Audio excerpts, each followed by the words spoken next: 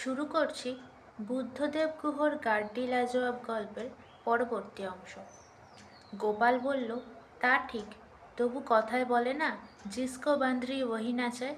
হ্যাঁ, ভূত বলল, তাকেও দেখলাম। 1942-তে বানানো একটা পাজামা ছিল, এখন ক্ষয়ে ক্ষয়ে আন্ডারওয়্যার হয়ে গেছে। সেটা পরে হাত কাটা বগল দেখানো একটা গেঞ্জি নাভির ওপরে পাকিয়ে তুলে পড়ে। চবুতরায় বসে রোদ পোহাচ্ছে আর গাঁজার বিড়ি খাচ্ছে। গোপাল বলল, আমি বললাম, নাজিম মিয়া কি বললেন? বললেন, আরে छेवड़ा पुत्तन लोग, गाड़ी दिखने आया, हम पर इतना भी भरोसा नहीं है, जाओ तुरंत लौट जाओ और जाकर बोलो गोपाल बाबू और लाला बाबू को जल्दी तस्वीर लाने के लिए। आने के बाद शिकार जो खेलेगा सब मिलकर दिल सचमुच खुश हो जाएगा।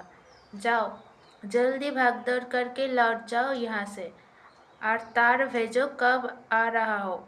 और बाबू लोगों ने, জি নাজিম সাহেব, যাও ভাগো। গোপাল একটু গলা খাঁকড়ে নিয়ে বলল, তবে তো যেতেই হয় লালা সাহেব, কি বলো? বললাম, নিশ্চয়ই। কাল অফিসে ফোন করো, ডেট ফাইনাল করব হাজারিবাগে যাওয়ার। ঠিক আছে, আমি বললাম। ভূত বলল, আম্মু যাব কিন্তু। অবশ্যই যাবে, গোপাল বলল। ভূতপাটের সরজমিন তদন্ত রিপোর্ট জমা পড়ার পরে আমরা সিদ্ধান্ত নিলাম যে অবিলম্বে নাজিম সাহেবের গাড়ির সদ্ব্যবহার করা উচিত। বাড়ির মহরত হয়, কিন্তু নাজিম সাহেবের গাড়ির বেলা তা হবে হরকত। বোম্বে মেইল ভাড়া এলাহাবাদ নিয়ে নিজের বন্দুক বগল দাবা করে ভূতপাটিকে সঙ্গে নিয়ে আমরা দুগাছা শিকারি হাজারিবাগ বলে রওনা দিলাম। ডিসেম্বরের মাঝামাঝি, বেজায় শীত। অন্ধকার থাকতে হাজারিবাগ রোড স্টেশনে নেমে 1 কাপ করে ভাঁড়ের চা খেয়ে লজ্জরে বাসে চেপে হাজারিবাগের দিকে রওনা দিলাম। টাটি ঝাড়িয়ার পণ্ডিতের দোকানে বিখ্যাত নিমকি আর কালা জামুনের সঙ্গে আরেক পক্কর চা খাওয়া হলো। ততক্ষণে রোদ উঠে গেছে। হাজারিবাগ শহরে পৌঁছে একবারে সোজা নাজিম মিয়ার বাড়ি। উদ্দাও হয়ে আইয়ে আইয়ে করে আমাদের বুকে জড়িয়ে ধরে পর্দাসীন 3 বিবিকে নির্দেশ দিলেন জবরদস্ত নাস্তা বানানোর জন্য। 15 মিনিটের মধ্যেই আন্ডা পরোটা, পাঁঠার ব্রেইন কারি এসে উপস্থিত হলো, সঙ্গে আলু ভাজা আর ফিরনি। নাজিম সাহেব বললেন, যাও छेवड़ा पुत्तन लोग, खाना खाकर शाम 7 बजे एकदम रेडी होकर रहना, मैंने टाइम पर पहुंच जाऊंगा। আমরা দেখলাম গাড়ি ভূত যেমন বলেছিল তেমন অবস্থাতেই আছে, ইটের ওপরে বসে, যাকে বলে সিটিং প্রিটি। আর ড্রাইভার দার্শনিকের মতো চবুতরায় বসে পথের দিকে চেয়ে গাঁজার বিড়ি ফুঁকছে।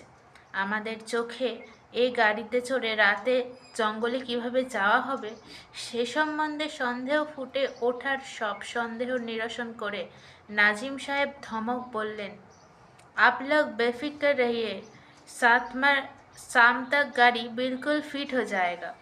তার কথা শুনে আমাদের ফিট হওয়ার জোগাড়, কিন্তু নাজিম মিয়ার কথার প্রতিবাদ করি এমন সাহস আমাদের কারোর ছিল না।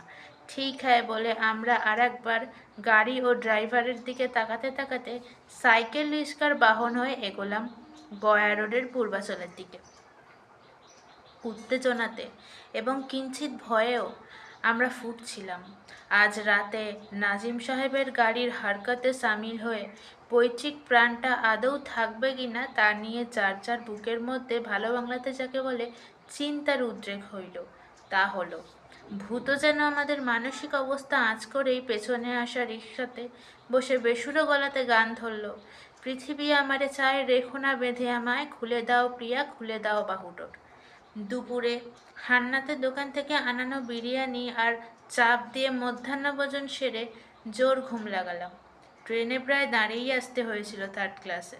তখনকার দিনের বাবারা নিজেদের 6খানা গাড়ি থাকলেও ছেলে মেয়েদের মানুষ করবার জন্য 3rd ক্লাসে চড়াতেন। হাতে পয়সা পেলে ছেলে বয়ে যাবে এই অজুহাতে ছেলেদের কঠোর কৃচ্ছ সাধন করাতেন। যে তালেবর ছেলে বয়ে যাওয়ার তাকে এই সব প্রক্রিয়ায় আটকানো যায় না। আমরা ছাগল ছিলাম, ছাগলই রয়ে গেলাম আজীবন, বইতে পারলাম না, সইতেও না।